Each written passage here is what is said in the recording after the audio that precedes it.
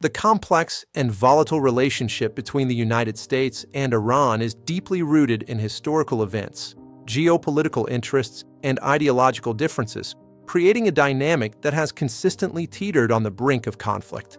This tension is shaped by several key factors, including the legacy of past interventions, Iran's nuclear ambitions, control over strategic waterways, the proliferation of proxy forces, an asymmetrical military balance, and the ever-present threat of cyber warfare, all contributing to a difficult no-win scenario for both nations. The foundation of current U.S.-Iran tensions can be traced back to the 1953 Iranian coup d'etat. In this pivotal event, the United States and the United Kingdom orchestrated the overthrow of Iran's democratically elected Prime Minister Mohammad Mossadegh. Mossadegh's sin was his attempt to nationalize Iran's oil industry, challenging British oil interests. The coup reinstated Shah Mohammad Reza Pahlavi, a pro-Western monarch who ruled Iran with U.S. backing for over 2 decades. This intervention fostered deep-seated resentment among many Iranians, who viewed it as a blatant act of foreign interference and a betrayal of their sovereignty. The Shah's rule, characterized by modernization efforts alongside political repression and corruption, eventually fueled widespread discontent. This culminated in the 1979 Islamic Revolution, a transformative event that saw the overthrow of the Shah and the establishment of an Islamic republic led by Ayatollah Ruhollah Khomeini. The revolution dramatically altered Iran's political landscape, replacing an authoritarian monarchy with a theocracy and fundamentally shifting Iran from a key U.S. ally to a bitter adversary. A defining moment in this new era was the Iran hostage crisis, which began in November 1979 when Iranian students stormed the U.S. Embassy in Tehran, taking 52 American diplomats and citizens hostage for 444 days. This act solidified the animosity between the two nations and deeply impacted American public perception of Iran. Iran's nuclear program has been a persistent source of international concern and a major point of contention with the United States. Ironically, Iran's nuclear ambitions were initially supported by the U.S. under the Atoms for Peace program in the 1950s and 1960s, a Cold War initiative aimed at promoting the peaceful use of nuclear technology. The U.S. provided Iran with its first nuclear research facility and highly enriched uranium fuel. Iran signed the Nuclear Non-Proliferation Treaty in 1968, committing to not acquire nuclear weapons while allowing for a civil nuclear program. However, after the 1979 revolution, and especially following the Iran-Iraq War, Iran secretly resumed and expanded its nuclear program, ostensibly for electricity generation and deterrence. Concerns about Iran's potential pursuit of nuclear weapons led to international sanctions and intense diplomatic efforts. The Joint Comprehensive Plan of Action, signed in 2015 by Iran, the U.S., and other world powers, aimed to limit Iran's nuclear activities in exchange for sanctions relief.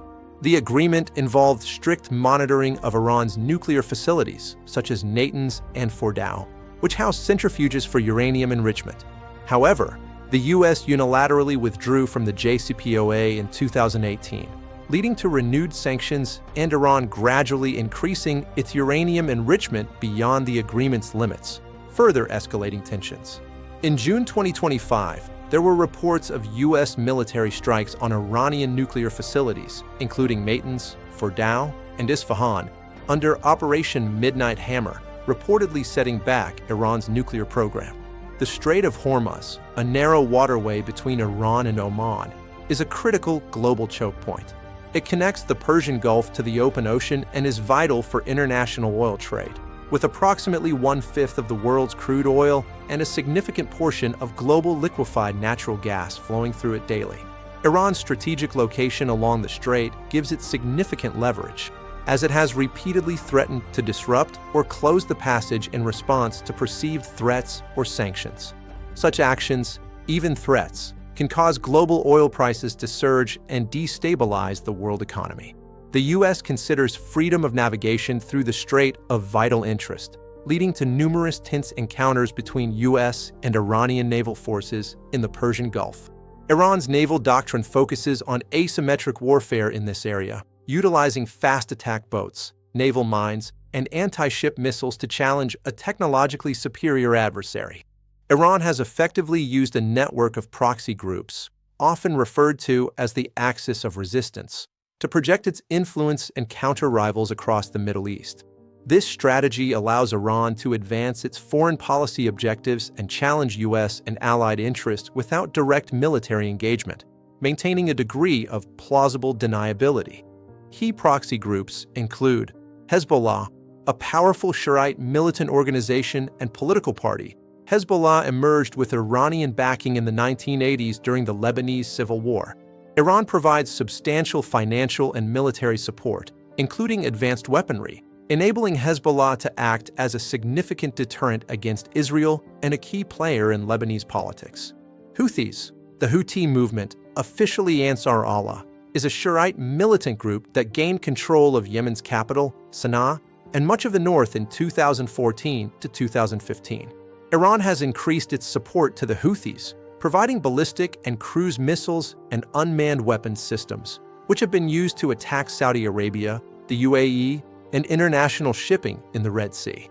Shiite militias. Iran supports various Shiite militias in Iraq and Syria, which have been instrumental in combating ISIS, but also in extending Iranian influence and challenging U.S. presence in these countries.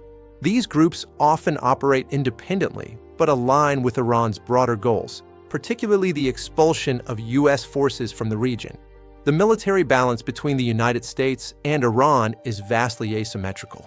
The U.S. possesses the world's most powerful military, with advanced conventional capabilities, including numerous aircraft carriers, guided missile destroyers, attack submarines, and cutting-edge air power like F-35s. The U.S. military is designed to project power globally and overwhelm adversaries quickly. In contrast, Iran cannot match the U.S. in conventional military strength. Instead, Iran has developed a military doctrine focused on asymmetric warfare and deterrence.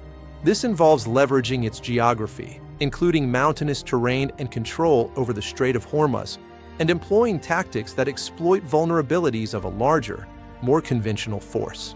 Iran's capabilities include a significant arsenal of ballistic and cruise missiles, drones, and a naval strategy in the Persian Gulf centered on swarming tactics, with small, fast-attack craft, naval mines, and anti-ship missiles. Its ability to inflict high casualties and disrupt vital shipping lanes serves as a deterrent against a direct military confrontation. Cyber warfare has emerged as another critical dimension of the U.S.-Iran rivalry. Both nations possess significant cyber capabilities and have engaged in cyber attacks against each other. Iran has reportedly developed sophisticated cyber units capable of disrupting critical infrastructure, conducting espionage, and launching propaganda campaigns. The U.S., in turn, has invested heavily in cyber defense and offense, reportedly conducting cyber operations against Iranian nuclear facilities and military targets. While often covert, cyber warfare adds another layer of complexity and risk to the already fragile relationship, with potential for significant disruption and escalation without clear attribution. The multifaceted nature of U.S.-Iran tensions often leads to what many observers describe as a no-win scenario. A direct military conflict would likely be devastating for the region, causing immense human suffering, economic disruption, and potentially drawing in other regional and global powers. Iran's asymmetric capabilities could inflict significant costs on any invading force, while its geographic features provide natural defensive advantages.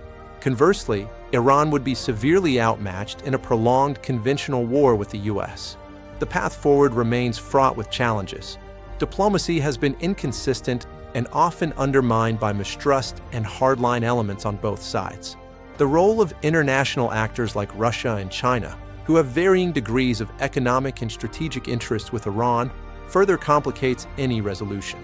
Ultimately, de-escalation requires a delicate balance of pressure and engagement, acknowledging the complex historical grievances and security concerns of both the U.S. and Iran, while seeking pragmatic solutions that prevent further destabilization of an already volatile region.